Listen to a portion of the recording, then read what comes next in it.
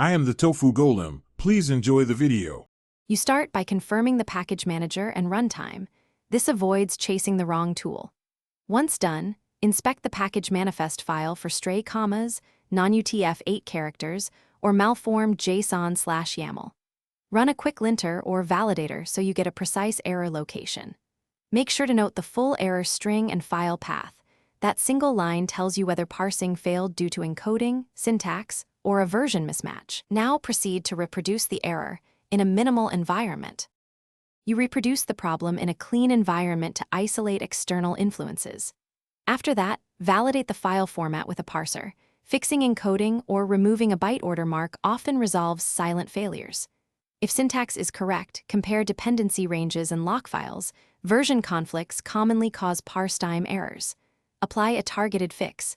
Pin a working version, update the parser library, or regenerate lock files.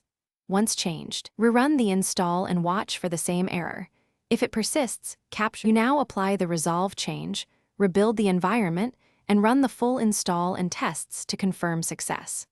Make sure to commit the corrected manifest and add an automated validation step so the issue won't recur in CI/CD. If the error remains, create a minimal reproducer that isolates the failing file and steps. This both clarifies the problem and speeds up outside help. One key troubleshooting tip: verify file encoding and invisible characters. Those cause most stubborn parsing failures. Thanks for watching. Consider subscribing if we helped you today.